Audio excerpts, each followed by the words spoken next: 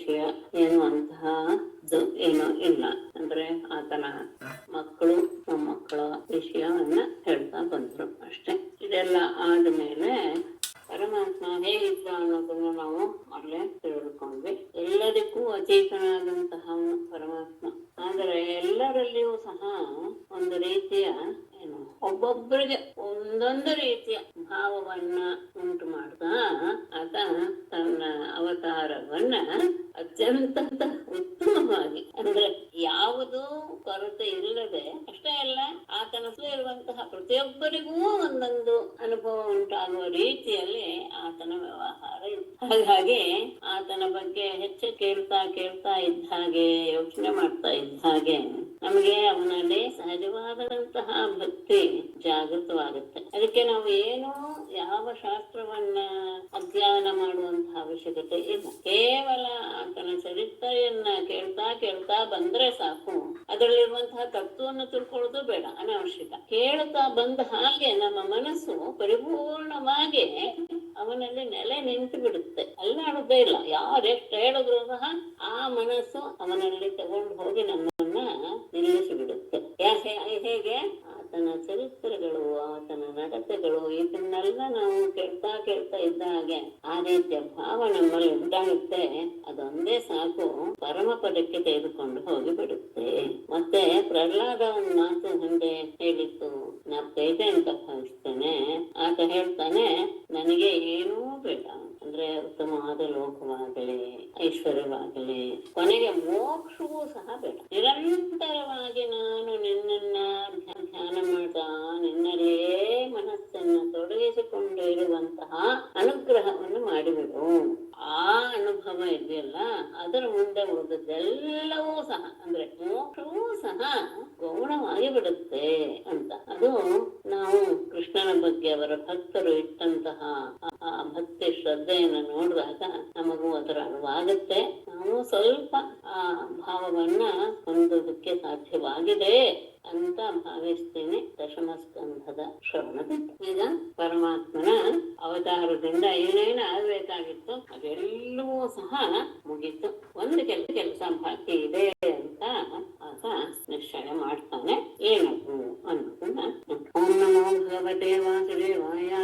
ಶ್ರೀ ಬಾದರಾಯಣಿರ್ವಾಚ ಕೃತ್ವಾ ದೈತ್ಯವರಂ ಕೃಷ್ಣಃ ಸರಾಮೋ ಯದುರ್ವೃತಃ ಭುವೋ ಅವತಾರಯದ್ಭಾರಂ ಜವಿಷ್ಠಂ ಜನಯನ್ ಕಲಿಂ. ಬಾದರಾಯಣಿ ಶುಕರು ಹೇಳ್ತಾರೆ, ಕೃಷ್ಣ ಸರಾಮಃ ಯದುಭಿಃ ವೃತಃ ದೈತ್ಯವಧಂ ಕೃತ್ವಾ ಜವಿಷ್ಠಂ ಕಲಿಂ ಜನಯನ್ ಭುವಃ ಭಾರಂ ಅವತಾರಯದು.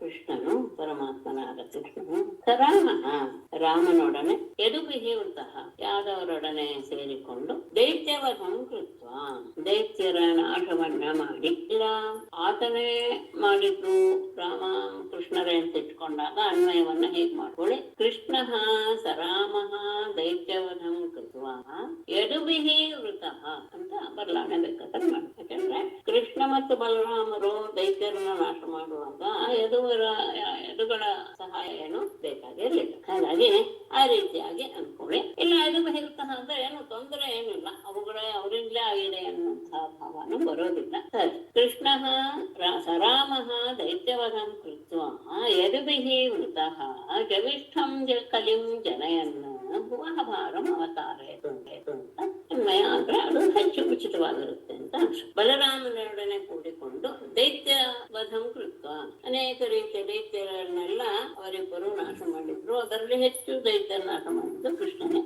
ಆಮೇಲೆ ಯದುಭಿಃ ವೃತಃ ಯದುಗಳ ಜೊತೆಗೆ ಸೇರಿಕೊಂಡು ಜವಿಷ್ಠಂ ಕಲಿಂ ಅತ್ಯಂತ ಮೇಲ್ಮಟ್ಟದ ಅಂದ್ರೆ ಅತ್ಯಂತ ಭಾರಿ ಕಲಹವನ್ನ, ಕಲಿಂ ಅಂದ್ರೆ ಕಲಹವನ್ನ ಜನಯನ್ನ ಉಂಟು ಮಾಡ್ತಾ ಭುವಃ ಭಾರಂ ಭೂಮಿಯ ಭಾರವನ್ನ ಅವತಾರಯತ ಇಳಿಸಿದ. ಹಿಂಸೆಯನ್ನೇ ಅವಸಾನವಾಗಿ ಹೊಂದಿರುವಂತಹ ಕಲಹ. ಯಾಕೆಂದ್ರೆ ಅಂತಹ ಹಿಂಸೆಯನ್ನ ಪ್ರಚೋದಿಸುವಂತಹ ಕಲಹ ಉಂಟಾಗದೇ ಇದ್ರೆ ಭೂಭಾರ ಅಂದ್ರೆ ಎಲ್ಲರನ್ನು ಕೊಳ್ಳುವಂತಹ ಸಾಧ್ಯತೆ ಕಡಿಮೆ ಇತ್ತು. ಹಾಗಾಗಿ ಆ ರೀತಿಯಾದಂತಹ ಕಲಹವನ್ನ ಉಂಟು ಮಾಡಿ ಭೂಭಾರವನ್ನ ಇಳಿಸಿದ. ಹೇಗೆ ಅಂದ್ರೆ ಯಾವುದು ನಿಮಿತ್ತವಾಯಿತು ಅದಕ್ಕೆ ಅಂದ್ರೆ गोपिकासु बहु पाण्डुसुताः सपत्नैः दुर्जूतहेलन कचग्रहणादिभिस्तान् इतरेतरतः समेतान् हत्वा नृपान् निरहरत् क्षितिभारम् ईशः सपत्नैः दुर्जूतहेलन कचग्रहणादिभिः ये पाण्डुसुताः सुबहु कोपिताः तान् निमित्तं कृत्वा इतरेतरतः समेतान् नृपान् हत्वा एषः क्षितिभारं निरहरत् सपत्नैः ವೈರಿಗಳಾದ ದುರ್ಜೂತ ಹೇಳನ ಕಚ ಗ್ರಹಣಾದಿಭಿಃ ಕಪಟವಾದ ಜೂತ ಹೇಳನ ಅಂದ್ರ ಅವಮಾನ ಕಚಗ್ರಹಣ ಅಂದ್ರ ದ್ರೌಪದಿಯ ಕೂದಲನ್ನು ಎಳೆದಿದ್ದು ಈ ಮೊದಲಾದವುಗಳಿಂದ ಯಾರು ಪಾಂಡುಸುತಾಹ ಯಾವ ಪಾಂಡವರೆಲ್ಲರೂ ಸಹ ಕೋಪಿತಾಹ ಕೋಪವನ್ನು ಹೊಂದುವ ಹಾಗೆ ಮಾಡಿದರೋ ಯಾರಿಂದ ಸಪತ್ನಿಗೆ ವೈರಿಗಳಾದಂತಹ ಕೌರವರಿಂದ ಅವರೆಲ್ಲರೂ ಕೋಪಗೊಳ್ಳುವ ಹಾಗೆ ಮಾಡಿದ್ರು ಯಾವ್ದ್ಯಾವುದೋ ಅವರೇ ಮಾಡಿದಂತಹ ಕೆಲಸ ಕಪಟವಾದಂತಹ ಜೂಜು ಅವಮಾನ ಅವರಿಗೆ ಸ್ತ್ರೀಗೆ ಸಭೆಯಲ್ಲಿ ಅವಮಾನ ಕೂದಲೆಳೆದಿದ್ದು ಎಲ್ಲದರ ಮೂಲಕ ಯಾರು ಅತ್ಯಂತ ಸಾತ್ವಿಕರಾಗಿದ್ದರು ಅಂತಹ ಪಾಂಡವರನ್ನ ಕೆರಳಿಸಿ ಅವರನ್ನ ಬಹಳವಾಗಿ ಕೋಪಗೊಳ್ಳುವ ಹಾಗೆ ಮಾಡಿದರು ತಾನ ನಿಮಿತ್ತಂ ಕೃತ್ವ ಅವರನ್ನೇ ನಿಮಿತ್ತವನ್ನಾಗಿ ಮಾಡಿಕೊಂಡು ಇತರೇತರತಃ ಒಬ್ಬರಿಂದ ಇನ್ನೊಬ್ಬರು ಅಂದ್ರೆ ಆ ಪಕ್ಷ ಮತ್ತು ಈ ಪಕ್ಷಗಳಿಂದ ನೃಪಾನ್ ಸಮೇತಾನ್ ಇವರು ಎರಡೂ ಪಕ್ಷಗಳಲ್ಲಿ ಅವರವರು ತಮಗೆ ಬೇಕಾದಂತಹ ಅಂದ್ರೆ ತಮ್ಮ ಪಕ್ಷದಲ್ಲಿರುವಂತಹ ರಾಜರನ್ನ ಸೇರಿಸಿಕೊಂಡು ಅಂತಹ ರಾಜರನ್ನ ಹತ್ವ ಪರಸ್ಪರ ನಾಶ ಮಾಡಿ ಏಷಃ ಪ್ರಭಾದ ಪರಮಾತ್ಮನು ಕ್ಷಿತಿಭಾರಂ ಭೂಮನ್ನ ಹೋಗಲಾಡಿಸಿದ ಕಪಟ ದ್ಯೂತ ಅವಮಾನ ದ್ರೌಪದಿ ಮುಡಿ ಎಳೆದದ್ದು ಮೊದಲಾದ ಕಾರಣಗಳಿಂದ ವೈರಿಗಳಾದಂತಹ ಕೌರವರು ಪಾಂಡವರನ್ನ ಬಹಳವಾಗಿ ಕೋಪಗೊಳ್ಳುವ ಹಾಗೆ ಮಾಡಿಬಿಟ್ಟಿದ್ರು ಅವರನ್ನೇ ನಿಮಿತ್ತ ಮಾಡಿಕೊಂಡು ಈ ಉಭಯ ಪಕ್ಷಗಳನ್ನು ವಹಿಸಿಕೊಂಡು ಬಂದಂತಹ ರಾಜರನ್ನ ಪರಮಾತ್ಮನಾದ ಕೃಷ್ಣ ಸಂಹಾರ ಮಾಡಿ ಭೂಭಾರವನ್ನ ಹೋಗಲಾಡಿಸಿದ ಎಲ್ಲದಕ್ಕೂ ಒಂದು ನಿಮಿತ್ತ ಬೇಕಲ್ಲ ಸುಮ್ನೆ ಹೋಗಿ ಯಾರನ್ನು ಸಾಯಿಸಕ್ ಆಗೋದಿಲ್ಲ ಸಾಯಿಸಿದ್ರು ಒಬ್ಬರನ್ನ ಇಬ್ಬರು ಸಾಯಿಸ್ಬೋದು ಆದ್ರೆ ದೊಡ್ಡ ದೊಡ್ಡ ಸಂಖ್ಯೆಯಲ್ಲಿ ಸೇರಿ ಅವರೆಲ್ಲರನ್ನೂ ಸಾಯಿಸಿದಾಗಲೇ ಭೂಭಾರ ಇಳಿಯುವುದು ಆ ಕಾರಣಕ್ಕೋಸ್ಕರ ಇದೆಲ್ಲ ಪ್ರಸಂಗಗಳು ಸಹ ನಡೆದು ಅದನ್ನೇ ನಿಮಿತ್ತವಾಗಿ ಮಾಡಿಕೊಂಡು ಪರಮಾತ್ಮ ಭೂಭಾರವನ್ನ ಇಳಿಸೋದಿಕ್ಕೆ ತಾನು ಕೈ ಹಾಕಿದ ಭೂಭಾರ ರಾಜಪುತನ ಯದುಬರ್ನಿರಸ್ಯ ಗುಪ್ತೈ ಸ್ವಬಾಹುಭಿಃ ಅಚಿಂತಯರ ಪ್ರಮೇಯಃ ಮನ್ಯೇವನೇರ್ನನು ಗತೋಪ್ಯಗತಂ ಹಿ ಭಾರಂ ಯಜ್ಜಾದವಂ ಕುಲಮಹೋ ಅವಿಷಹ್ಯಮಾಸ್ತೆ ಆ ಸಂದರ್ಭದಲ್ಲಿ ಅವನ ಮನಸ್ಸಿಗೆ ಒಂದು ನಿರ್ಣಯ ಬಂತು ಭೂಭಾರ ರಾಜಪುತನ ಸ್ವಬಾಹುಭಿಃ ಗುಪ್ತೈಃ ಯದುಭಿಃ ನಿರಸ್ಯ ಅಪ್ರಮೇಯಃ ಅಚಿಂತಯತ್ ಮನ್ಯೇ ಅವನೇಃ ಭಾರಂ ಗತಃ ಅಪಿ ಅಗತಂ ನನು ಯತ್ ಅವಿಷಖ್ಯಂ ಯಾದವಕುಲಂ ಅಹೋ ಆಸೆ ಭೂಭಾರ ರಾಜಪೃಥನ ಭೂಮಿಗೆ ಭಾರವಾಗಿದ್ದಂತಹ ರಾಜರ ಸೇನೆಗಳು ಅವುಗಳು ಸ್ವಬಾಹುವಿಗೆ ತನ್ನ ಬಾಹುಬಲದಿಂದ ಗುಪ್ತೈಹಿ ರಕ್ಷಿತರಾದಂತಹ ಯದುಭಿಹಿ ನಿರತ ಯಾದವರ ಮೂಲಕ ಅದನ್ನೆಲ್ಲವನ್ನು ನಾಶ ಮಾಡಿ ಭೂಮಿಗೆ ಭಾರವಾದಂತಹ ರಾಜರ ಅಷ್ಟಷ್ಟೋಕ್ಷೋಹಿಣಿ ಸೇನೆಗಳನ್ನೆಲ್ಲ ತನ್ನ ಅಧೀನದಲ್ಲಿದ್ದಂತಹ ಯಾದವರ ಮೂಲಕ ಅದನ್ನೆಲ್ಲ ನಾಶ ಮಾಡಿಸಿದಂತಹ ಅಪ್ರಮೇಯ ಯಾವ ಪ್ರಮಾಣಗಳಿಗೂ ಸಿಲುಕದೇ ಇರುವಂತಹ ಪರಮಾತ್ಮನು ಅಚಿಂತಯತ್ ಆಲೋಚನೆ ಮಾಡಿದ ಎಲ್ಲವೂ ಆಯ್ತು ಅದೆಲ್ಲವೂ ಸಹ ನಡೆದಿದ್ದು ಯದುಗಳ ಮೂಲಕ ಯದುಗಳೆಲ್ಲರೂ ಸಹ ತನ್ನ ಅಧೀನದಲ್ಲಿ ರಕ್ಷಿತರಾಗಿದ್ರು ಅವರ ಮೂಲಕ ನಾನು ಈ ಎಲ್ಲಾ ಭೂಭಾರವಾದ ಹರಣವನ್ನು ಮಾಡಿಸೋದಕ್ಕೆ ನಾನು ಕಾರಣೀಭೂತನಾದೆ ಆದ್ರೆ ಆತ ಯೋಚನೆ ಮಾಡ್ತಾನೆ ಏನು ಯೋಚನೆ ಮಾಡ್ದ ಮೊನ್ನೆ ನಾನು ಹೀಗೆ ಯೋಚಿಸ್ತೇನೆ ಹೀಗೆ ತಿಳಿತೇನೆ ಏನಂತ ಅವನೇ ಹೇ ಭಾರಂ ಭೂಮಿಯ ಭಾರವು ಗತಃ ಅಪಿ ಅಗತಂ ಹೌದು ಭೂಮಿಯ ಭಾರ ಹೋಯ್ತು ಅಂತ ಆದರೂ ಸಹ ಹೋಗಿಲ್ಲ ಅನ್ನೋದು ಸತ್ಯ ಅಂದ್ರೆ ಭೂಮಿಯ ಭಾರ ಲೋಕ ಲೋಕದ ದೃಷ್ಟಿಯಿಂದ ಎಲ್ಲರ ಹೋಗ್ಬಿಟ್ಟಿದ್ದಾರೆ ಅಂತ ಅನ್ಕೊಂಡ್ರೂ ಸಹ ಪೂರ್ತಿಯಾಗಿ ಹೋಗಿಲ್ಲ ಅಂತಾನೆ ನಾನು ಭಾವಿಸ್ತೀನಿ. ಏಕೆಂದರೆ ಅವಿಷಹ್ಯಂ, ಯಾರೂ ಸಹ ಎದುರಿಸಲು ಅಸಾಧ್ಯವಾದಂತಹ ಯಾದವಂ ಕುಲಂ, ಯಾದವ ಕುಲ ಅಹೋ ಅಭ ಇನ್ನು ಅಷ್ಟೇ ಉಳಿದುಕೊಂಡು ಬಿಟ್ಟಿದೆ. ಎದುಗಳಿಂದಲೇ ಭೂಭಾರ ಹರಣವಾಯ್ತು. ಭೂಭಾರದ ಎಲ್ಲ ಸೇನೆಗಳ ಹರಣವಾಯ್ತು. ಭೂಭಾರಕ್ಕೆ ಕಾರಣೀಭೂತವಾದಂತಹ ಸೇನೆಗಳ ಹರಣವಾಯಿತು. ಅವರೆಲ್ಲರೂ ಸಹ ನನ್ನ ಅಧೀನದಲ್ಲಿ ಇದ್ದಿದ್ರಿಂದ ಅದು ಮುಖ್ಯ ಪ್ರಧಾನ. ಆತ ಇದ್ದರಿಂದ ಆತ ಹೇಳಿದ ಹಾಗೆ ಎದುಗಳು ವರ್ತನೆ ಮಾಡ್ತಾ ಇತ್ತು.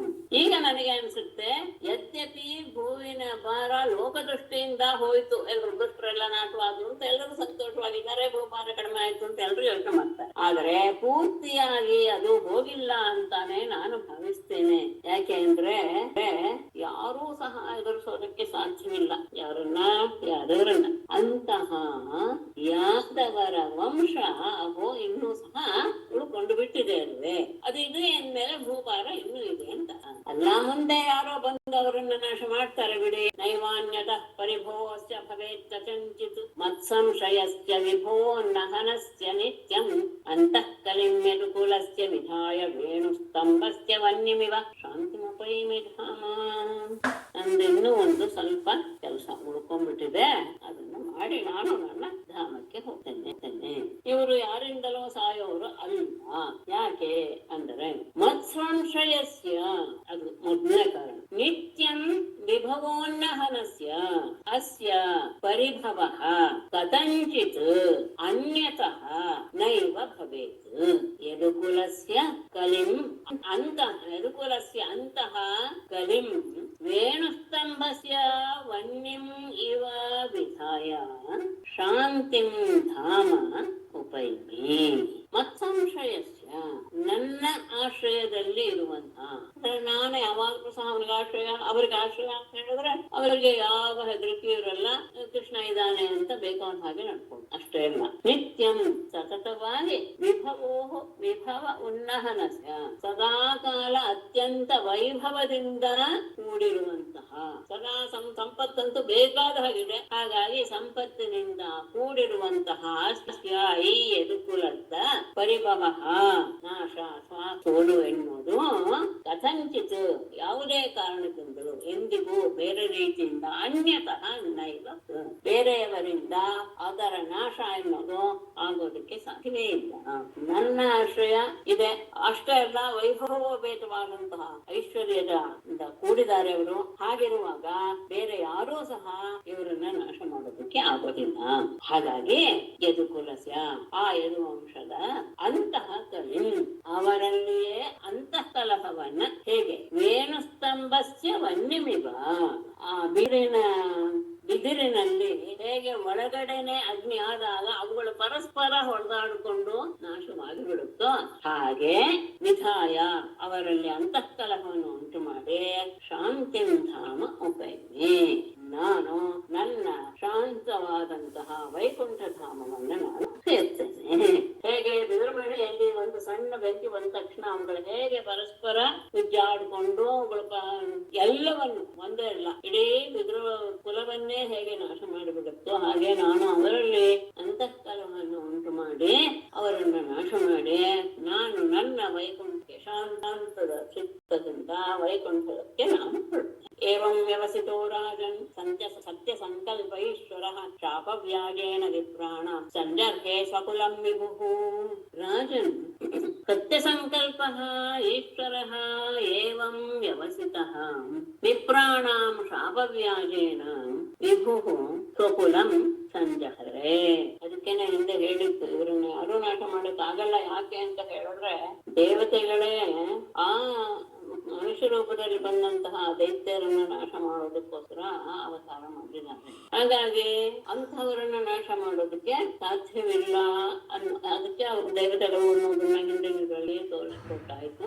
ಅಂತಹವರನ್ನ ನಾಶ ಮಾಡ್ಬೇಕಾದ್ರೆ ಸ್ವಯಂ ನನ್ನಿಂದಲೇ ಆಗಬೇಕೇ ಹೊತ್ತು ಅದಕ್ಕೆ ನಿಮಿತ್ತ ಬೇರೆ ಯಾವುದು ಸಾಧ್ಯವಿಲ್ಲ ಅಂತ ರಾಜನ್ ಪರೀಕ್ಷಿತನೇ ಸತ್ಯ ಸಂಕಲ್ಪನಾದಂತಹ ಈಶ್ವರ ಜಗತ್ತಿಗೆ ಒಡೆಯನಾದ ಪರಮಾತ್ಮನು ಏವಂ ವ್ಯವಸಿತ ಹೀಗೆ ನಿಶ್ಚಯ ಮಾಡಿಕೊಂಡು ವಿಪ್ರಾಣಾಂ ಶಾಪವ್ಯಾಜೇನ ಬ್ರಾಹ್ಮಣರ ಶಾಪವೆಂಬ ನೆಪದಿಂದ ವಿಭುಹು ಸರ್ವವ್ಯಾಪಿಯಾದಂತಹ ಪರಮಾತ್ಮನು ಸ್ವಕುಲಂ ಸಂಜರ್ಧೆ ತನ್ನ ಯಾದವ ಕುಲವನ್ನೇ ನಾಶ ಮಾಡಿಬಿಟ್ಟ. ಹೀಗೆ ಮನಸ್ಸಿಗೆ ಬಂದ ಮೇಲೆ ಅದಕ್ಕೆ ಏನು ಮಾಡಬೇಕು ಎನ್ನುವುದನ್ನ ಯೋಚನೆ ಮಾಡಿ ಬ್ರಾಹ್ಮಣರ ಶಾಪ ಎನ್ನುವಂತಹ ಒಂದು ನಿಮಿತ್ತವನ್ನು ಮಾಡಿಕೊಂಡು ಆ ಶಾಪದಿಂದಲೇ ಯಾದವರ ವಂಶ ನಾಶವಾಯಿತು ಎನ್ನುವ ರೀತಿಯಲ್ಲಿ ಅದನ್ನ ಮುಗಿಸಿ ಹಾಕಿದ. ಆತ ತಾನು ಇರುವವರೆಗೂ ಸಹ ನಾನು ಆರಂಭ ಮಾಡಕ್ ಮೊದಲು ಹೇಳ್ದೆ, ಒಬ್ಬೊಬ್ಬರಿಗೂ ಒಂದೊಂದು ರೀತಿಯಾಗಿ ಎಲ್ಲರ ಮನಸ್ಸನ್ನ ತನ್ನ ಕಡೆಗೆ ಸೆಳೆದುಕೊಂಡ್ಬಿಟ್ಟೆ. ಅದು ಒಂದೇ ಕೇವಲ ಸೌಂದರ್ಯ ಅಂತ ಅಲ್ಲ, ಕೇವಲ ನೋಟ ಅಂತ ಅಲ್ಲ, ಒಬ್ಬೊಬ್ಬರಿಗೆ ಒಂದೊಂದು ರೀತಿಯಾಗಿ ಪರಮಾತ್ಮನಲ್ಲಿ ಒಂದು ಭಾವ ಉಂಟಾಯ್ತು. ಅವರು ತಮ್ಮನ್ನ ಅವನಲ್ಲಿ ಅರ್ಪಿಸ್ಕೊಂಡು ಬಿಟ್ರು. ಅದನ್ನೇ ಇಲ್ಲಿ ಹೇಳ್ತಾರೆ. ಸ್ವಮೂರ್ತ್ಯ ಲೋಕಲಾವಣ್ಯ ನಿರ್ಮುಕ್ತ್ಯಾಲೋಚನ ನೃಣ ಯದ್ವಿಸ್ತಾಹ ಸ್ಮರತಾಂ ಚಿತ್ತಂ ಪದೈಃ ತಾನ್ ಈಕ್ಷತಾಂ ಕ್ರಿಯಾಃ ಆಚ್ಛಿದ್ಯ ಕೀರ್ತಿಂ ಸುಶ್ಲೋಕಾಂ ವಿತತ್ಯ ಛಂದಸಾನುಕೌ ತಮೋನಯಾ ತರಿಷ್ಯಂತಿ ಇತ್ಯಗಾತ್ ಸ್ವಂ ಪರಮೇಶ್ವರಃ. ಲೋಕಲಾವಣ್ಯ ನಿರ್ಮುಕ್ತ್ಯ ಸಮೂರ್ತ್ಯ ನೃಣಾಂ ಲೋಚನಂ ಆಚ್ಛಿದ್ಯ ಅನ್ನೋದನ್ನ ಎಲ್ಲ ಕಡೆ ಅನ್ವಯ ಮಾಡ್ಕೊಳ್ಬೇಕು, ಗಮನಿಸ್ಕೊಂಡು ಬನ್ನಿ. ನೃಣಾಂ ಲೋಚನಂ ಆಚ್ಛಿದ್ಯ ಗೀರ್ಭಿಃ ತಾಃ ಚಿತ್ತಂ ಆಚ್ಛಿದ್ಯ ಪದೈಃ ತಾನ್ ಈಕ್ಷತಾಂ ಕ್ರಿಯಾಃ ಆಚ್ಛಿದ್ಯ ಶುಶ್ಲೋಕಾಂ ಕೀರ್ತಿಂ ಕೌ ವಿತತ್ಯ ಅನಯ ಅಂಜಸ ತಮಃ ತರಿಷ್ಯಂತಿ ತಮಃ ಆಚ್ಛಿದ್ಯ ತರಿಷ್ಯಂತಿ ಇತಿ ಈಶ್ವರಃ ಸ್ವಂ ಪದಂ ಅಗಾತ್. ಲೋಕಲಾವಣ್ಯ ನಿರ್ಮುಕ್ತ್ಯ ಪರಮಾತ್ಮನ ಸೌಂದರ್ಯ ಎನ್ನುವುದು ಅದು ಲೋಕಕ್ಕೆ ಒಂದು ರೀತಿಯ ಸೌಂದರ್ಯವನ್ನ ಅವನು ಹಂಚುತ್ತಾ ಇದ್ನು ಎನ್ನುವ ಹಾಗೆ ಈ ಜಗತ್ತಿಗೆ ಲಾವಣ್ಯವನ್ನು ಕೊಟ್ಟು ಎಲ್ಲರನ್ನೂ ಸಹ ತನ್ನ ಕಡೆಗೆ ಸೆಳೆದುಕೊಳ್ತಾ ಇರುವಂತಹ ಸ್ವಮೂರ್ತಿಯ ತನ್ನ ಮೂರ್ತಿಯಿಂದ ಅಂದ್ರೆ ತನ್ನ ಶರೀರದಿಂದ ಆಕೃತಿಯಿಂದ ನೃಣಾಂ ಲೋಚನಂ ಜನರ ಕಣ್ಣುಗಳನ್ನೆಲ್ಲ ಆಚುತ್ಯ ತನ್ನ ಕಡೆಗೆ ಸೆಳೆದುಕೊಂಡ ಸುಂದರವಾದಂತಹ ಮೂರ್ತಿ. ಜಗತ್ತಿಗೆ ಅವನು ಒಂದು ರೀತಿಯ ಸೌಂದರ್ಯವನ್ನು ಹಂಚ್ತಾ ಇದ್ದಾನೋ ಎನ್ನುವ ರೀತಿಯಲ್ಲಿ ಇದ್ದಂತಹ ಅವನ ಆಕಾರದಿಂದ ಎಲ್ಲರ ಕಣ್ಣುಗಳನ್ನು ಸಹ ತನ್ನ ಕಡೆಗೆ ಸೆಳೆದುಕೊಂಡಿದ್ದ. ಆಮೇಲೆ ಗೀರ್ಭಿಹಿ ಮಾತುಗಳಿಂದ ತಾಹ ಅವಳನ್ನು ಸ್ಮರಿಸಿಕೊಳ್ತಾ ಇರುವಂತಹವರ ಚಿತ್ತಂ ಮನಸ್ಸನ್ನ ಆಚ್ಛಿದ್ಯ ತನ್ನ ಕಡೆಗೆ ಸೆಳೆದುಕೊಂಡು ಮಾತುಗಳಿಂದಲೂ ಸಹ ಎಲ್ಲರ ಮನಸ್ಸು ತನ್ನ ಕಡೆಗೆ ಸೆಳೆಯುವ ಹಾಗೆ ಮಾಡ್ತಿದ್ದ. ಯಾಕೆಂದ್ರೆ ಆ ಮಾತುಗಳನ್ನೇ ಮೆಲುಕು ಹಾಕ್ತಾ ಅವರ ಮನಸ್ಸು ಕೃಷ್ಣನನ್ನೇ ಯೋಚಿಸ್ತಾ ಇತ್ತು. ಹೀಗೆ ತನ್ನ ಆಕೃತಿಯಿಂದ ರೂಪದಿಂದ ಕಣ್ಣುಗಳನ್ನ ಸೆಳೀತಾ ಇದ್ದ. ತನ್ನ ಮಾತುಗಳನ್ನ ಆಡದೆ ಆ ಮಾತುಗಳನ್ನ ನೆನಪಿಸ್ಕೊಳ್ತಾ ಅವರ ಮನಸ್ಸನ್ನ ತನ್ನ ಕಡೆಗೆ ಬರೋ ಹಾಗೆ ಮಾಡ್ತಿದ್ದ. ಪದೈಹಿ ತಾನು ನಡೆದಾಡಿದಾಗ ಉಂಟಾದ ತನ್ನ ಹೆಜ್ಜೆಗಳ ಗುರುತುಗಳಿಂದ ತಾನ್ ಈಕ್ಷತ ಅದನ್ನ ನೋಡ್ತಾ ಇದ್ದವರಿಗೆ ಕ್ರಿಯಾಹ ಆಚ್ಛಿದ್ಯ ಅಂದ್ರೆ ತಾವು ಏನ್ ಮಾಡಕ್ ಹೊರಟಿದೀವಿ ಎನ್ನುವ ಅವರ ಕೆಲಸವೆಲ್ಲವೂ ಸಹ ಅಲ್ಲಲ್ಲೇ ನಿಂತು ಹೋಗ್ಬಿಡ್ತಿತ್ತು. ಅವರ ಕೆಲಸಗಳಿಂದ ಎಳೆದು ಬಿಡ್ತಿದ್ದ. ಅಂದ್ರೆ ಭೂಮಿಯಲ್ಲಿ ಬಿದ್ದಂತಹ ಆತನ ಹೆಜ್ಜೆಯ ಗುರುತುಗಳನ್ನ ನೋಡ್ತಾ ಯಾವುದೋ ಕೆಲಸಕ್ಕೆ ಹೊರಟವರೆಲ್ಲರೂ ಸಹ ಕ್ಷಣಕಾಲ ಅಲ್ಲೇ ನಿಂತು ಭಾವಪರಶರಾಗಿ ಬಿಡ್ತಿದ್ರು. ಹೀಗೆ ಅವರನ್ನ ಸೆಳೀತಾ ಶುಶ್ರೂಕಾಂ ಕೀರ್ತಿ ಕವಿಗಳಿಂದ ಒಳ್ಳೆಯ ರೀತಿಯಲ್ಲಿ ಹೇಳಲ್ಪಟ್ಟಂತಹ ಆ ಕೀರ್ತಿಯನ್ನ ಭೂಮಿಯಲ್ಲಿ ವಿತತ್ಯ ಹರಡಿ ಅನಯ ಆ ಕೀರ್ತಿಯಿಂದಲೇ ತಮಃ ಆಚ್ಛಿದ್ಯ ಎಲ್ಲರೂ ಸಹ ಅಂದ್ರೆ ಲೋಕದ ಆ ತಮಸ್ಸುಗಳನ್ನೆಲ್ಲ ಹೋಗಲಾಡ್ಸ್ಕೊಂಡ್ ಬಿಡ್ತಿದ್ರು. ಸರಿ ಒಂದ್ ನಿಮಿಷ. ಅದನ್ನ ಅಂದ್ರೆ ಅವರ ಕತ್ತಲೆಯನ್ನೆಲ್ಲ ಹೋಗಲಾಡಿಸಿ ಅದರಿಂದ ಅವರು ತಮಸ್ಸನ್ನ ಅಂದ್ರೆ ಸಂಸಾರದಲ್ಲಿರುವಂತಹ ಅಜ್ಞಾನವನ್ನ ದಾಟ್ತಾರೆ, ತರಿಷ್ಯಂತಿ ದಾಟ್ತಾರೆ ಎನ್ನುವ ಅಭಿಪ್ರಾಯವನ್ನು ಹೊಂದಿರಂತಹ ಈಶ್ವರ ಪರಮಾತ್ಮ ಸ್ವಪದಂ ತನ್ನ ಸ್ಥಾನವಾದ ವೈಕುಂಠಕ್ಕೆ ಅಗಾತ ಹೊರಟು. ಜಗತ್ತಿಗೆ ಲಾವಣ್ಯ ಅಂದ್ರೆ ಏನು ಅನ್ನೋದನ್ನ ಪ್ರಕಟಪಡಿಸಿದಂತಹ ಆಕಾರ, ಅದರಿಂದ ಜನರ ಕಣ್ಣುಗಳನ್ನೆಲ್ಲ ಸೆಳೆತಿದ್ದ. ಅಂದ್ರೆ ಅವರ ಎಲ್ಲ ಇಂದ್ರಿಯು ಅವನ ಕಡೆಗೆ ಆಗಿತ್ತು ಅನ್ನೋದು ವಿಶೇಷ. ಕಣ್ಣ ನುಡಿಗಳಿಂದ ಆ ನುಡಿಗಳನ್ನು ಸ್ಮರಿಸಿಕೊಳ್ತಾ ಇರುವಂತಹ ಚಿತ್ತವನ್ನ ಆಕರ್ಷಿಸಿ, ನೆಲದಲ್ಲಿ ಮೂಡಿದ ತನ್ನ ಹೆಜ್ಜೆಗಳನ್ನ ನೋಡ್ತಾ ನೋಡ್ತಾ ಯಾವುದೋ ಕಾರ್ಯಕ್ಕೆ ಹೊರಟಾಗಲು ಅದು ಅಲ್ಲೇ ಅವರನ್ನ ತಡೆದು ಬಿಡ್ತಿತ್ತು. ಮತ್ತೆ ಕವಿಗಳ ಉತ್ತಮವಾದ ಮನೆಯಲ್ಲಿ ತನ್ನ ಕೀರ್ತಿಯನ್ನ ಎಲ್ಲ ಕಡೆ ಹರಡಿಕೊಳ್ಳುವ ಹಾಗೆ ಮಾಡ್ತಾ, ಭೂಲೋಕದಲ್ಲಿರುವಂತಹ ಆ ಜನರು ಆ ಕವಿಯ ವಾಣಿಯಲ್ಲಿರುವಂತಹ ತನ್ನ ಕೀರ್ತಿಯಿಂದಲೇ ಸುಖವಾಗಿ ತಮ್ಮ ಪಾಪಗಳನ್ನೆಲ್ಲ ನಾಶ ಮಾಡಿಕೊಂಡು ಬಿಡ್ತಾರೆ ಎನ್ನುವ ನಿರ್ಣಯವನ್ನ ಮನಸ್ಸಿನಲ್ಲಿ ತಂದುಕೊಂಡಂತಹ ಪರಮಾತ್ಮ ತನ್ನ ಧಾಮಕ್ಕೆ ತೆರಳಿದ. ಅವರು ಕವಿಗಳು ವಿದ್ವಾಂಸರು ಹೇಗೆ ಪರಮಾತ್ಮನ ಕಥೆಗಳನ್ನ ಹೇಳ್ತಾ ಎಲ್ಲ ಜನರಿಗೂ ಸಹ ಅವರು ಪಾಪದಿಂದ ಮುಕ್ತರಾಗಿ ಸುಖವಾಗಿ ಈ ಸಂಸಾರವನ್ನು ದಾಟುವ ಹಾಗೆ ಆಗ್ತಾ ಇತ್ತು, ಆಗುತ್ತೆ ಎನ್ನುವ ಭಾವವನ್ನು ಹೊಂದಿ ಪರಮಾತ್ಮ ಕನ್ನಡಕ್ಕೆ ಹೊರಟ. ಆಗ ಪರೀಕ್ಷಿತ ಹೇಳ್ತಾನೆ, ರಾಜೋವಾಚ ಬ್ರಹ್ಮಣ್ಯಾನಾಂ ಮದಾನ್ಯಾನಾಂ ನಿತ್ಯಂ ವೃದ್ಧೋಪಸೇವಿನ ವಿಪ್ರಶಾಪ ಕಥಮಭೂತ್ ಕೃಷ್ಣೇನ ಕೃಷ್ಣಚೇತಸ. ಅಲ್ಲ, ಅಂಥವರಿಗೆ ಮುನಿಗಳ ಶಾಪ ಕೆಲಸ ಮಾಡ್ತೆ ಅಂತ ರಾಜನ ಪ್ರಶ್ನೆ. ರಾಜೋವಾಚ ಬ್ರಹ್ಮಣ್ಯಾನಾಂ ವದಾನ್ಯಾನಾಂ ನಿತ್ಯಂ ವೃದ್ಧೋಪಸೇವಿನಾಂ ಎಲ್ಲ ಬಿಡೋಣ, ಕೃಷ್ಣ ಚೇತಸಾಂ ಕೃಷ್ಣೇನ ಕಥಂ ವಿಪ್ರಶಾಪ ಅಭೂತ್. ಅದು ಬಹಳ ಆಶ್ಚರ್ಯವಾದ ವಿಷಯ.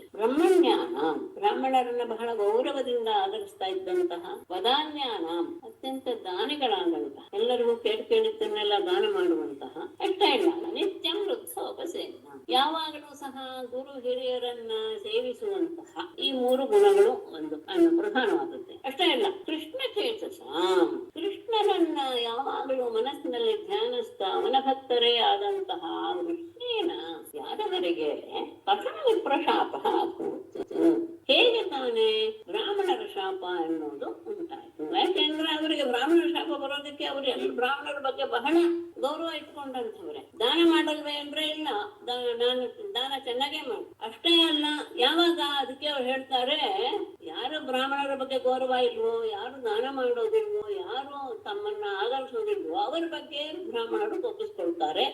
ಆದ್ರೆ ಕೃಷ್ಣಗಳು ಹಾಗಲ್ಲ. ಆಯ್ತು, ಕೋಪ ಬಂದೇ ಬಿಡ್ತು ಅಂತ ಇಟ್ಟುಕೊಳ್ಳೋಣ, ಆದ್ರೆ ಅವರೆಲ್ಲರೂ ಸಹ ಕೃಷ್ಣನ ಪರಮ ಭಕ್ತರು. ಅಂಥವರಿಗೆ ಹೇಗೆ ವಿಪ್ರಶಾಪ ಅನ್ನೋದು ಉಂಟಾಯಿತು.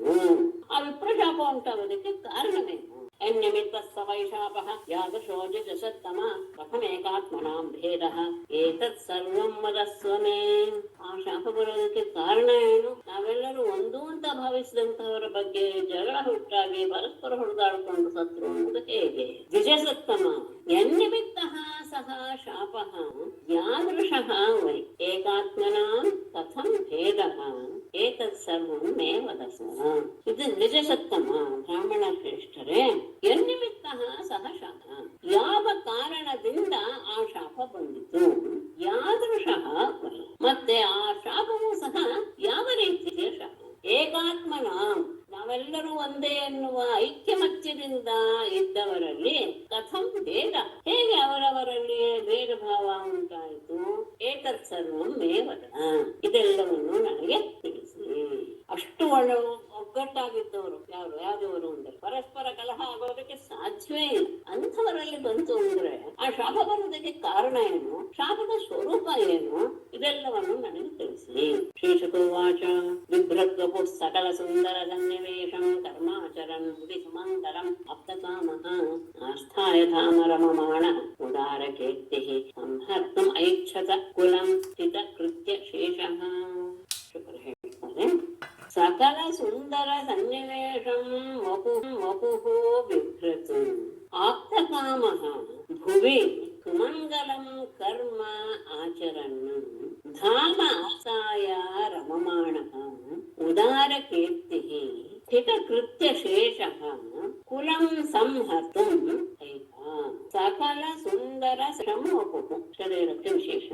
ಎಲ್ಲ ರೀತಿಯ ಸುಂದರ ವಸ್ತುಗಳಿಗೂ ಸಹ ನೆಲೆಯಾಗಿದ್ದಂತಹ ವಪುಹು ಶರೀರವನ್ನ, ಮೃದುವ್ಯವಾದ ದೇಹವನ್ನ ಬಿಭ್ರತು ಧರಿಸಿ ಆಪ್ತ ಕಾಮ ಆತ ಅವನಿಗೆ ಏನು ಪಡೆಯಬೇಕಾದದ್ದು ಅಂತ ಇಲ್ಲ ಎಲ್ಲವೂ ಸಹ ಅವನಲ್ಲಿ ನೆಲೆಸಿಕೊಂಡಿದೆ, ಬಯಕೆಯಲ್ಲೂ ಕಾಮವೆಲ್ಲವೂ ಸಹ. ಆದರೆ ಭುವಿ ಭೂಲೋಕದಲ್ಲಿ ಸುಮಂಗಲಂ ಅತ್ಯಂತ ಮಂಗಲಕರವಾದಂತಹ ಕರ್ಮ ಕಾರ್ಯಗಳನ್ನ ಆಚರಣೆ ಮಾಡ್ತಾ ಇಲ್ಲಿ ಒಂದು ಅಲ್ಲಿಂದ ತಗೊಳ್ಳೋದು ಸ್ವಲ್ಪ ಗಮನಿಸ್ಕೊಳ್ಳಿ. ಆಪ್ತ ಕಾಮ ಆದರೂ ಸಹ ಅವನು ಸುಮಂಗಲಂ ಕರ್ಮ ಆಚರಣ ಅಂತ ಹೇಳಿದ್ರೆ ಯಾತಕ್ಕೆ ಅಂತ ಒಂದು ಕಾರಣ ಬೇಕಲ್ಲ. ಅದಕ್ಕೋಸ್ಕರ ಇವರು ತಗೊಳ್ತಾರೆ ಉದಾರ ಕೀರ್ತಿ. ಮುಂದೆ ಹೇಳಿದಂತಹ ಉದಾರ ಕೀರ್ತಿ ಅನ್ನೋದನ್ನ ಆಪ್ತ ಕಾಮ ಆದ ಮೇಲೆ ತಗೊಳ್ಳಿ. ಅಂದರೆ ತನ್ನ ಉದಾರವಾದಂತಹ ಅಂದ್ರೆ ಅತ್ಯಂತ ಅವನ ಕೀರ್ತಿ ಹರಡಬೇಕು ಅನ್ನೋದಲ್ಲ ಅವನ ಉದ್ದೇಶ.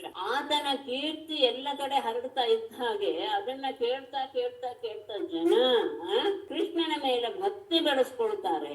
ಅದು ಜನರಿಗೆ ಅನುಕೂಲವಾಗುತ್ತೆ. ಅವರು ಶಾಂತ ರೀತಿಯಿಂದ ಸಂಸಾರವನ್ನು ದಾಟಬಹುದು ಎನ್ನುವ ಉದ್ದೇಶ. ಅದು ಉದಾರ ಕೀರ್ತಿ ಎನ್ನುವುದಕ್ಕೆ. ಹಾಗಾಗಿ ತಾನೆಲ್ಲ ಇಚ್ಛೆಯನ್ನು ಪಡೆದವನ ಆಗಿದ್ದರೂ ಸಹ ಉದಾರ ಕೀರ್ತಿಗೆ ತನ್ನ ಕೀರ್ತಿಯನ್ನ ಎಲ್ಲ ಕಡೆಗೂ ಹರಡಿ ಆ ಕೀರ್ತಿಯಿಂದ ಅನೇಕ ರೀತಿಯ ಫಲಗಳನ್ನ ಭಕ್ತರು ಎನ್ನುವ ಉದ್ದೇಶದಿಂದ ಭುವಿ ಭೂಲೋಕದಲ್ಲಿ ಸುಮಂಗಲಂ ಕರ್ಮ ಆಚರಣ ಅತ್ಯಂತ ಮಂಗಳಕರವಾದಂತಹ ಕಾರ್ಯಗಳನ್ನೆಲ್ಲ ಆಚರಣೆ ಮಾಡ್ತಾ ಹಾಮ ದ್ವಾರಕಾ ನಗರದ ತನ್ನ ಅರಮನೆಯಲ್ಲಿ ಆಸ್ಥಾಯ ಇದ್ದುಕೊಂಡು ರಮಮಾಣ ವಿಹರ್ತಾ ಇರುವ ಆತ ಸ್ಥಿತ ಕೃತ್ಯ ಶೇಷ. ಸ್ಥಿತ ಅಂದ್ರೆ ಉಳಿದಿದೆ, ಏನು ಕೃತ್ಯ ಅಂದ್ರೆ ಮಾಡಬೇಕಾದದ್ದು. ಸ್ಥಿತ ಅಂದ್ರೆ ಇರುವುದು, ಕೃತ್ಯ ಅಂದ್ರೆ ಮಾಡಬೇಕಾದ ಕರ್ತವ್ಯ, ಶೇಷ ಅಂದ್ರೆ ಉಳಿದು. ಅಂದರೆ ಇನ್ನು ಭೂಭಾರ ಹರಣದ ಕೆಲಸ ಸ್ವಲ್ಪ ಉಳಿದಿದೆ ಅಂತ ಭಾವಿಸಿದವನಾಗಿ ಕುಲಂ ತನ್ನ ಯಾದವ ವಂಶವನ್ನ ಸಂಹರ್ತು ನಾಶ ಮಾಡಲು ಐಚ್ಛತ ಬಯಸಿದನು. ಎಲ್ಲ ಸೌಂದರ್ಯಕ್ಕೂ ಸಹ ಮೂಲ ಎಲ್ಲವೂ ಆತನ ದೇಹದಲ್ಲಿ ಇದೆ. ಸೌಂದರ್ಯದ ಘನೀಭೂತವಾದಂತಹ ಸೌಂದರ್ಯ. ಅಂತಹ ಸೌಂದರ್ಯಕ್ಕೆ ಕಾರಣೀಭೂತವಾದಂತಹ ಸುಂದರವಾದ ದೇಹವನ್ನು ಧರಿಸಿ ತನ್ನ ಎಲ್ಲ ಯಾವ ಇಚ್ಛೆಯೂ ಇಲ್ಲದಿದ್ರು ಆಪ್ತ ಕಾಮನಾದರೂ ಸಹ ಈ ಮುಂದೆ ಮಾಡುವಂತಹ ಮಂಗಲ ಕಾರ್ಯಗಳಿಂದ ಕೀರ್ತಿಯು ಎಲ್ಲ ಕಡೆಗೆ ಹರಡುತ್ತೆ. ಆ ಕೀರ್ತಿಯನ್ನ ಕೇಳ್ತಾ ಕೇಳ್ತಾ ಜನರು ಸಹ ತಮ್ಮ ಪಾಪಗಳನ್ನೆಲ್ಲ ಕಳೆದುಕೊಂಡು ಉದ್ಧಾರವಾಗಲಿ ಎನ್ನುವ ಉದ್ದೇಶದಿಂದ ಅನೇಕ ರೀತಿಯ ಮಂಗಳಕರವಾದ ಕಾರ್ಯಗಳನ್ನ ಮಾಡ್ತಾ ತನ್ನ ದ್ವಾರಕಾ ಪಟ್ಟಣದ ಅರಮನೆಯಲ್ಲಿ ವಿಹರಿಸ್ತಾ ಇದ್ದಂತಹ ಅವನಿಗೆ ಇನ್ನು ತಾನು ಅವತಾರ ಮಾಡಿದಂತಹ ಅದರಲ್ಲಿ ಕೆಲಸ ಸ್ವಲ್ಪ ಉಳಿದಿದೆ ಎನ್ನುವ ವಿಚಾರ ಬಂದು ಆ ವಿಚಾರ ಯಾವ ಕೆಲಸ ಅಂದ್ರೆ ತನ್ನ ವಂಶವಾದ ಯಾದವ ಕುಲವನ್ನು ನಾಶ ಮಾಡುವುದೇ ಅಂತ ಅದನ್ನ ನಾಶ ಮಾಡೋದಕ್ಕೆ ಆತ ಇಚ್ಛೆ ಪಟ್ಟ. ಹೇಗೆ ಅದಕ್ಕೆ ಆರಂಭವಾಯಿತು ಅಂದ್ರೆ ಕರ್ಮಾಣಿ ಪುಣ್ಯ ನಿವಹಾನಿ ಸುಮಂಗಲಾನಿ ಗಾಯ ಜಗತ್ ಕಲಿಮಲಾಪಹರಾಣಿ ಕೃತ್ವ ಕಾಲಾತ್ಮನಾ ನಿವಸತಾ ಯದು ದೇವಗೇಹಿ ಪಿಂಡಾರಕಂ ಸಮಗಮನ್ ಮುನಯೋ ನಿಸೃಷ್ಟಾಃ ಪುಣ್ಯ ನಿವಹಾನಿ ಸುಮಂಗಲಾನಿ ಗಾಯ ಜಗತ್ ಕಲಿಮಲಾಪಹರಾಣಿ ಕರ್ಮಾಣಿ ಕೃತ್ವ ಯದು ದೇವಗೇಹೇ ಕಾಲಾತ್ಮನಾ ನಿವಸತಾ ನಿಸೃಷ್ಟಾಃ ಮುನಯಃ ಪಿಂಡಾರಕಂ ಸಮಗಮನ್. ಹಿಂದೆ ಹೇಳಿದ ಹಾಗೆ ಉದಾರ ಕೀರ್ತಿ ಸುಮಂಗಳಂ ಕರ್ಮ ಆಚರನ್ ಇದೆಯಲ್ಲ, ಅಂದರೆ ಈ ರೀತಿಯ ಕೆಲಸಗಳನ್ನ ಮಾಡಿದವುದು ಪ್ರಧಾನ. ಹಾಗಾಗಿ ಪುಣ್ಯ ನಿವಹಾನಿ ಪುಣ್ಯಗಳನ್ನ ಉಂಟು ಮಾಡುವಂತಹ ಎಲ್ಲ ರೀತಿಯ ಪುಣ್ಯಕ್ಕೂ ಕಾರಣೀಭೂತವಾದಂತಹ ಸುಮಂಗಲಾನಿ ಮಂಗಲಕರವಾದಂತಹ ಅಷ್ಟೇ ಅಲ್ಲ, ಅದೆಂತದ್ದು ಗಾಯ ಜಗತ್ ಕಲಿಮಲಾಪಹರಾಣಿ ಅದನ್ನ ಕೀರ್ತನೆ ಮಾಡ್ತಾ ಈತ ಮಾಡಿದಂತಹ ಮಂಗಲಕರವಾದವನ್ನ ಹೇಳ್ತಾ ಹೇಳ್ತಾ ಬಂದ ಹಾಗೆ ಲೋಕಗಳಿಗೆಲ್ಲ ಅವರ ಆ ಕಲಿಯ ಕೊಳ ಎಲ್ಲವೂ ಸಹ ದೂರವಾಗಿ ಬಿಡುತ್ತೆ. ಕಲಿಕಲ್ಮಷ ಹರವೂ ಆದಂತಹ ಕರ್ಮಾಣಿ ಕೃತ್ವ, ಕರ್ಮಗಳನ್ನ ಮಾಡಿ. ಅದಕ್ಕೆ ಮೊದಲು ತಿಳ್ಕೋಬೇಕು, ಅವರು ಈ ಕೆಲಸಗಳನ್ನೆಲ್ಲ ಮಾಡೋದಕ್ಕೋಸ್ಕರ ಅನೇಕ ಜನ ವಿಶ್ವಾಮಿತ್ರಾದಿ ಮುಂದಿನ ಶ್ಲೋಕದಲ್ಲಿದೆ, ಇವರೆಲ್ಲ ಮುನಿಗಳನ್ನು ಸಹ ಆಹ್ವಾನ ಮಾಡಿದ್ದ. ಮನೆಯಲ್ಲಿ ನಡೆಯುವಂತಹ ಮಂಗಲಕರವಾದಂತಹ ಕಾರ್ಯಗಳನ್ನು ಅವರಿಂದ ಮಾಡಿಸಬೇಕು ಅನ್ನೋ ಉದ್ದೇಶದಿಂದ ಅವರನ್ನೆಲ್ಲ ಕರೆದಿದ್ದ. ಅವರೆಲ್ಲ ಬಂದು ಪುಣ್ಯಗಳ ಸಂಚಯವಾದಂತಹ ಮತ್ತೆ ಯಾವುದನ್ನ ಹೇಳ್ತಾ ಹೇಳ್ತಾ ಇಡೀ ಲೋಕವೇ ತನ್ನ ಪಾಪಗಳನ್ನೆಲ್ಲ ಕಳೆದುಕೊಂಡು ಉತ್ತಮ ಸ್ಥಾನವನ್ನು ಪಡೆಯಲು ಸಾಧ್ಯವೋ ಅಂತಹ ಮಂಗಲಕರವಾದ ಕರ್ಮಗಳನ್ನೆಲ್ಲ ಮಾಡಿ ಯದುದೇವದೇಹೆ ವಸುದೇವನ ಗೃಹದಲ್ಲಿ ಕಾಲಾತ್ಮನ ನಿಮಸಕ, ಕಾಲರೂಪದಲ್ಲಿ ನೆಲೆಸಿರುವಂತಹ ಪರಮಾತ್ಮನಿಂದ ನಿಸೃಷ್ಟ ಕಳುಹಿಸಲ್ಪಟ್ಟ, ಅಂದ್ರೆ ಬಂದ ಕಾರ್ಯವೆಲ್ಲ ಮಂಗಲ ಕಾರ್ಯವೆಲ್ಲ ಮುಗಿದು ಅವರೆಲ್ಲರನ್ನು ಕಳುಹಿಸಿಕೊಳ್ಳಲ್ಪಟ್ಟಂತಹ ಮುನೆಯ ಆ ಮುನಿಗಳು ಪಿಂಡಾರಕಂ ಸಮಗಮನ್. ಪಿಂಡಾರಕ ಎನ್ನುವುದು ಅಲ್ಲಿಯೇ ದ್ವಾರಕಾ ಪಟ್ಟಣದ ಹತ್ತಿರವೇ ಇರುವಂತಹ ಒಂದು ಕ್ಷೇತ್ರ. ಆ ಪಿಂಡಾರಕ ಕ್ಷೇತ್ರಕ್ಕೆ ಅವರೆಲ್ಲರೂ ಕರ್ಮಗಳನ್ನು ಮಾಡಿಸಬೇಕು ಎನ್ನುವ ಉದ್ದೇಶದಿಂದಲೇ ಇವರ ಮುನಿಗಳನ್ನೆಲ್ಲ ಕರೆದಿದ್ದ.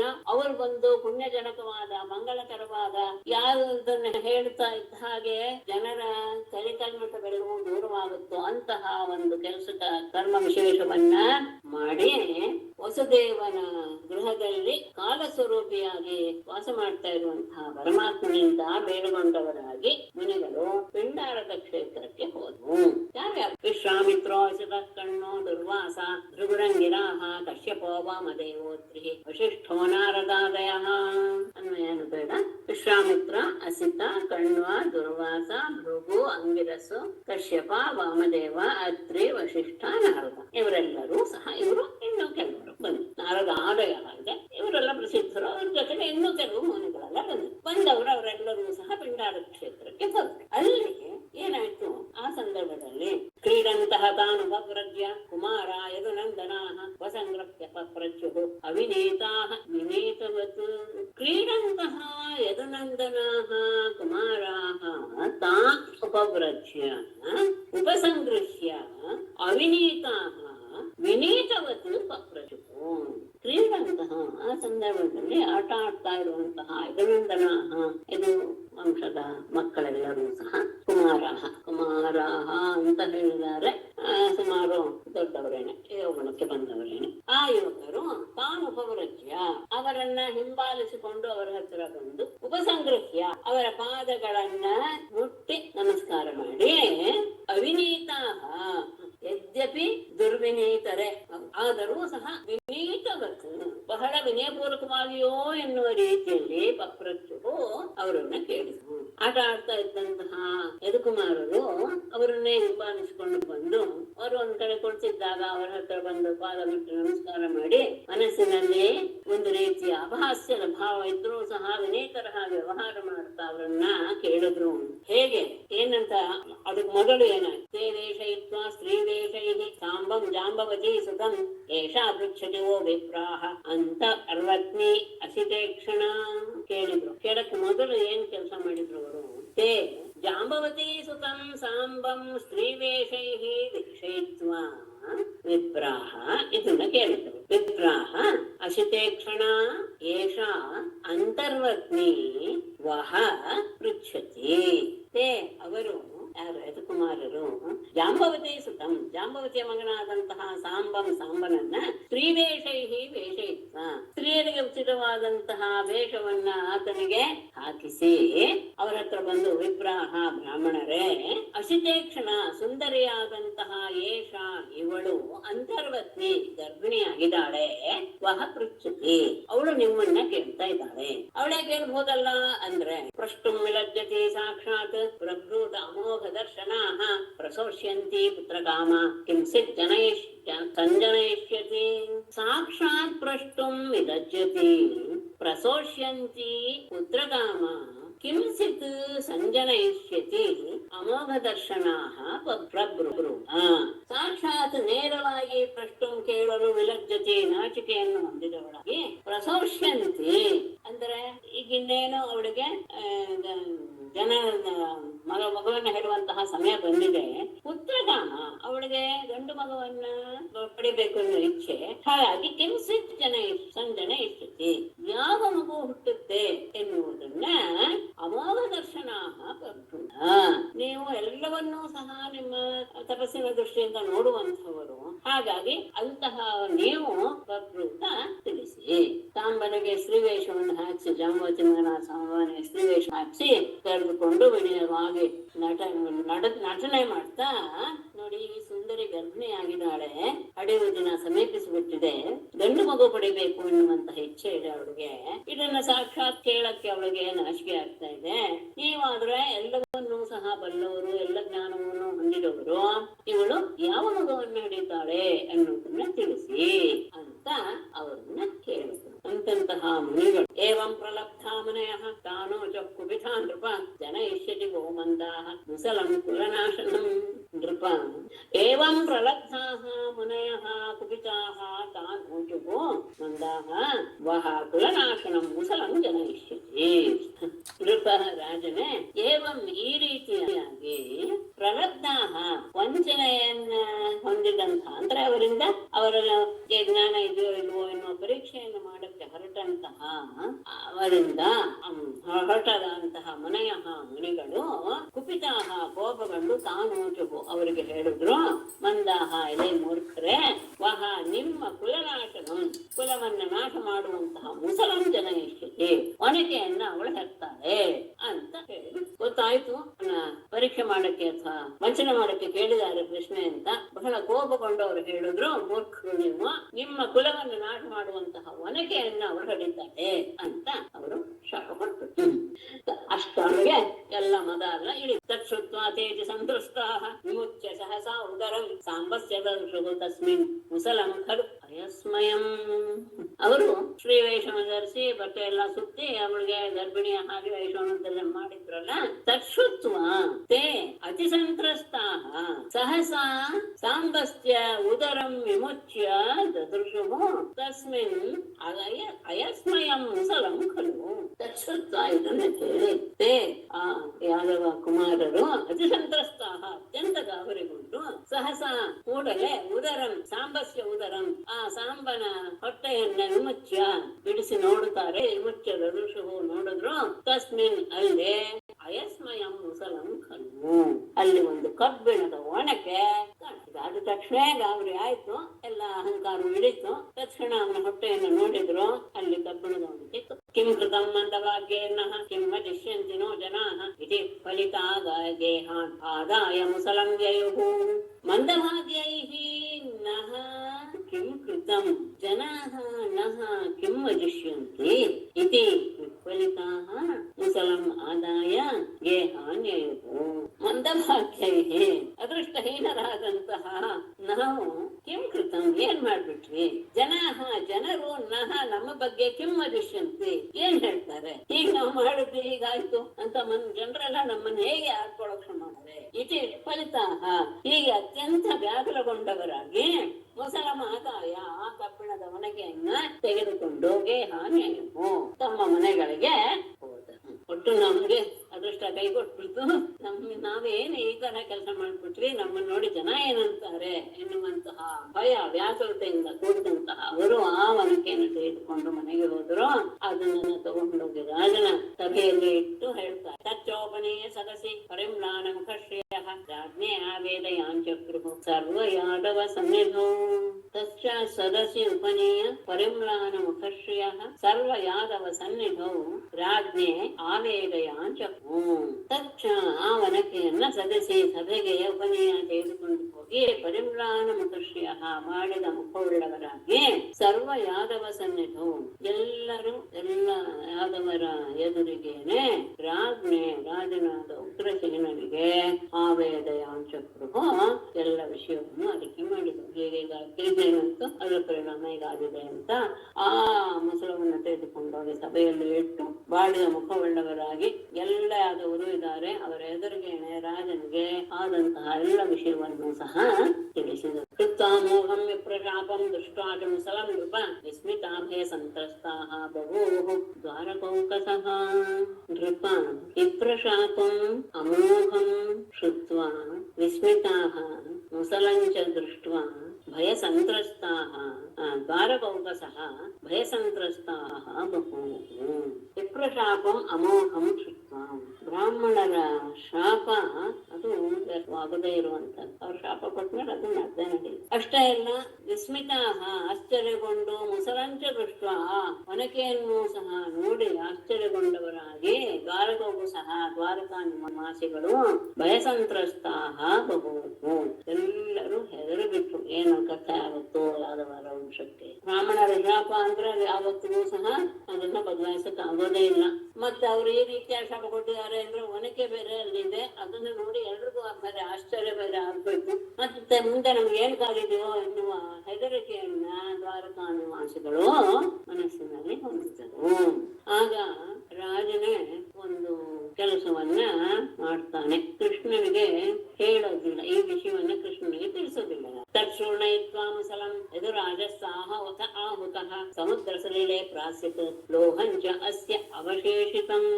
ಯದುರಾಜಃ ಸಹ ಆಹುಕಃ ತತ್ ಮುಸಲಂ ಚೂರ್ಣಯಿತ್ವಾ ಸಮುದ್ರ ಸಲಿಲೆ ಪ್ರಾಸ್ಯತ್ ಅಸ್ಯ ಅವಶೇಷಿತಂ ಲೋಹಂಚ ಪ್ರಾಸ್ಯತ್. ಯದುರಾಜಃ ಯದುಗಳಿಗೆ ಒಡೆಯನಾದಂತಹ ಆಹುಕಃ ಆ ಉಗ್ರಸೇನನು ತತ್ ಮುಸಲಂ ಆ ಒನಕೆಯನ್ನ ಚೂರ್ಣಯಿತ್ವ ಚೂರಾಗಿ ಮಾಡಿಸಿ ಸಮುದ್ರ ಸಲಿಲೆ ಸಮುದ್ರದ ನೀರಿನಲ್ಲಿ ಪ್ರಾಸ್ಯತ್ ಅದೆಲ್ಲವನ್ನು ಸಹ ಎಸೆಯೋದಕ್ಕೆ ಹೇಳಿ ಕುಟ್ಟಿ ಪುಡಿ ಮಾಡಿಸಿ ಸಮುದ್ರದಲ್ಲಿ ಅದನ್ನ ಎಸೆಯೋದಕ್ಕೆ ಮಾಡ್ತಾ. ಅಷ್ಟೇ ಅಲ್ಲ, ಅಸ್ಯ ಅವಶೇಷಿತಂ ಲೋಹಜ ಆ ಒನಕೆಯಲ್ಲಿ ಒಂದು ಗಟ್ಟಿಯಾದಂತಹ ಒಂದು ಕಬ್ಬಿಣದ ತುಂಡಿರುತ್ತಲ್ಲ ಮನಸ್ಸು ತಂದ್ಕೊಂಡು ಅದನ್ನು ಸಹ ಆ ಸಮುದ್ರ ನೀರಿನಲ್ಲಿ ಅದನ್ನು ಸಹ ಎಸೆಯೋ ಹಾಗೆ ಹೇಳಿದ. ಇದು ಯಾವುದು ಕೃಷ್ಣನಿಗೆ ಗೊತ್ತಿಲ್ಲ ಈ ವಿಷಯ. ಇದೆಲ್ಲವೂ ಸಹ ರಾಜನೇ ನಿರ್ಣಯ ತಗೊಂಡು ಅದನ್ನೆಲ್ಲ ಚೆನ್ನಾಗಿ ಪುಡಿ ಮಾಡಿ ಅದನ್ನ ಸಮುದ್ರ ನೀರಿನಲ್ಲಿ ಹಾಕ್ಬಿಟ್ಟ. ಅಷ್ಟೇ ಅಲ್ಲ, ಅದಕ್ಕೆ ಸಂಬಂಧಪಟ್ಟಂತಹ ಒಂದು ಕಬ್ಬಿಣದ ಚೂರು ಅದನ್ನು ಸಹ ಸಮುದ್ರದಲ್ಲಿ ಎಸೆಯೋ ಹಾಗೆ ಹೇಳಿದ. ಕಶ್ಚಿತ್ ಮತ್ಸ್ಯ ಅಗ್ರಸೇಲ್ಲೋಹಂ ಚೂರ್ಣಾನಿ ತರಲೈಸ್ತತಃ ಉಷ್ಯಮಾನಾನಿ ವೇಲಾಯಾಂ ಲಗ್ನಾನಿ ಆಸನ್ ಕಿಲ ಏರಕಾಃ.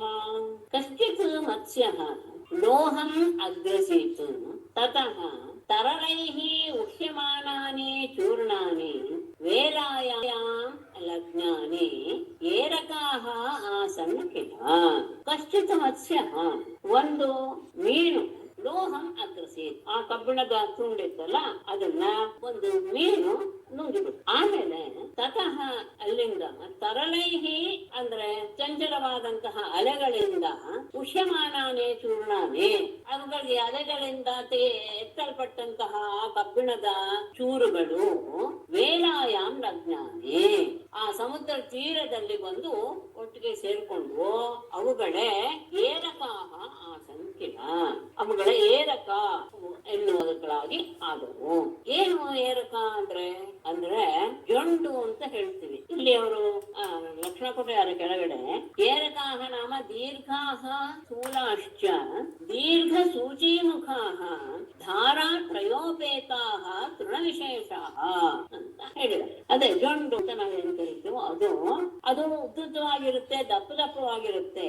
ಉದ್ದವಾದಂತಹ ಸೂಜಿ ಎನ್ನುವುದು ಆರಂಭದಲ್ಲಿರುತ್ತೆ, ಅಂದ್ರೆ ಸೂಜಿಯ ಹಾಗೆ ಚುಚ್ಚುವಂತಹ ಭಾಗ ಅದರಲ್ಲಿ ಇರುತ್ತೆ. 3 ರೀತಿಯ ಧಾರೆಯನ್ನ ಅಂದ್ರೆ ಭಾಗವಾಗಿ ಅವುಗಳು ಕಾಣಿಕೊಳ್ಳುತ್ತೆ. ಅಂಥದ್ದು ಏರಕ ಅಂತ ಆ ಏರಕಗಳಿಗೆ ಅವುಗಳು ಆಗಿಬಿಟ್ಟವು. ಅಂದ್ರೆ ಆ ಒಂದು ಲೋಹವನ್ನ ಮೀನು ನುಂಗಿಬಿಡ್ತು.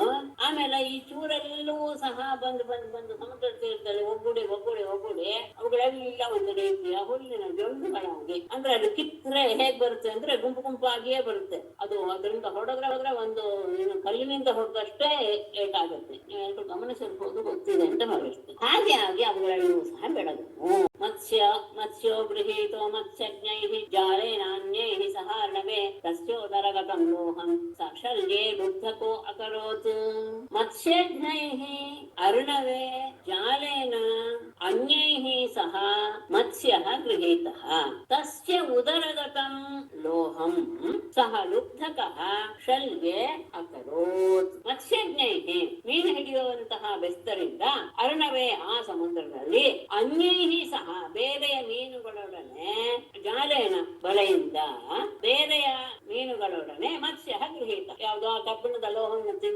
ಕಬ್ಬಿಣದ ತುಂಡನ ನುಂಗಿತ್ತಲ್ಲ ಆ ಮೀನನ್ನು ಸಹ ಅವರು ಹಿಡಿದು ಉಳಿದ ಮೀನುಗಳು ಜೊತೆಗೆ ಬೆಸ್ತರು ತಸ್ಯ ಉದರಗತಂ ಲೋಹಂ ಆ ಮೀನಿನ ಹೊಟ್ಟೆಯಲ್ಲಿರುವಂತಹ ಕಬ್ಬಿಣದ ತುಂಡನ್ನು ಸಹ ಲುಬ್ಧಕಃ ಒಬ್ಬ ಬೇಡನು ಶಲ್ಯೆ ಅಕರುತ ತನ್ನ ಬಾಣದ ತುದಿಗೆ ಅದನ್ನ ಸಿಕ್ಕಿಸಿಕೊಂಡ. ಅದು ಒಂದು ಇದಿದೆ ಅಂತ ಏನು ಪ್ರತೀತಿ. ಹಾಗೆ ಇದ್ರೆ ಅನೇಕ ಬೇಟೆಗಳು ಸುಲಭವಾಗಿ ಸಿಗುತ್ತೆ ಎನ್ನುವಂತಹ ಒಂದು ಪ್ರತೀತಿ ಇದೆ ಅಂತ ಜನರಲ್ಲಿ. ಹಾಗಾಗಿ ಅವನು ಅದನ್ನ ತನ್ನ ಬಾಣದ ತುದಿಯಲ್ಲಿ ಅದನ್ನ ಸಿಕ್ಕಿಸಿಕೊಂಡ.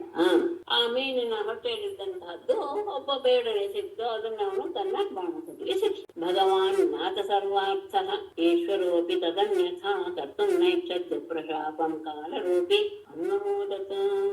ಭಗವಾನ್ ಈಶ್ವರಃ ಜ್ಞಾತ ಸರ್ವಾರ್ಥಃ ಅಪಿ ತತ್ ವಿಪ್ರಶಾಪಂ ಅನ್ಯಥಾ ಕರ್ತುಂ ನ ಐಚ್ಛತ್ ಕಾಲರೂಪಿ ಅನ್ನಮೋದ. ಭಗವಾನ್ ಪೂಜ್ಯನಾದ ಈಶ್ವರ ಜಗದೊಡೆಯನಾದ ಪರಮಾತ್ಮನು ಜ್ಞಾತ ಸರ್ವಾರ್ಥ ಅಪಿ ಈ ಎಲ್ಲ ವಿಷಯಗಳನ್ನು ಸಹ ತಿಳಿದವನಾದರೂ ಸಹ ತತ್ ಅನ್ಯಥಾ ಕರ್ತಂ ಸತ್ ಅಂದ್ರೆ ತಮ್ ಅಂತ ಅನ್ಕೊಳ್ಬೇಕು ಶಾಪ ತಪ್ಪಿನಿಂದ ತಮ್ ವಿಪ್ರಶಾಪಂ ಅನ್ಯಥಾ ಕರ್ತಂ ಆ ಬ್ರಾಹ್ಮಣರ ಶಾಪವನ್ನ ಅನ್ಯಥಾ ಕರ್ತಂ ಬದಲಾಯಿಸುವುದಕ್ಕೆ ನ ಇಚ್ಛತ್ ಅವನು ಇಚ್ಛಿಸಲಿಲ್ಲ. ಸಾಮರ್ಥ್ಯ ಅವನು ಅತ್ಯಂತ ಸಮರ್ಥ ಅದರಲ್ಲಿ. ಆದರೂ ಸಹ ಬ್ರಾಹ್ಮಣರ ಶಾಪವನ್ನ ಬದಲಾಯಿಸುವುದಕ್ಕೆ ಅವನು ಇಷ್ಟಪಡಲಿಲ್ಲ. ಯಾಕೆ? ಕಾಲರೂಪಿ ಅನ್ನೋ ಮೂಲಕ ಅವನು ಸ್ವತಃ ಕಾಲರೂಪಿಯೇ ಆಗಿದ್ದರಿಂದ ಅವನ ಇಚ್ಛೆಯೂ ಅದೇ ಆಗಿದ್ದರಿಂದ ಅವರ ಶಾಪಕ್ಕೆ ಅವನು ಅನುಮತಿಯನ್ನ ಕೊಟ್ಟು ಬಿಟ್ಟ. ಎಲ್ಲ ವಿಷಯವೂ ಗೊತ್ತಿದ್ದರೂ ಸಹ ಅವರ ಶಾಪವನ್ನ ಬದಲಾಯಿಸೋದಕ್ಕೆ ಆ ಸಂದರ್ಭವನ್ನ ಬದಲಾಯಿಸೋದಕ್ಕೆ ಪರಮಾತ್ಮನು ಸಮರ್ಥನಾದರೂ ಸಹ ಇಷ್ಟಪಡಲಿಲ್ಲ. ಸ್ವತಃ ಕಾಲರೂಪಿ ಆದ್ದರಿಂದ ಆತ ವಿಪ್ರಶಾಪಕ್ಕೆ ತನ್ನ ಅನುಮತಿಯನ್ನ ಕೊಟ್ಟಬಿಟ್ಟ. ಶ್ರೀಮದ್ ಭಾಗವತೆ ಮಹಾಪುರಾಣೇ ಏಕಾದಶ ಸ್ಕಂಧೆ ವಿಪ್ರಶಾಪೋ ನಾಮ ಪ್ರಥಮೋಧ್ಯಾಯಃ.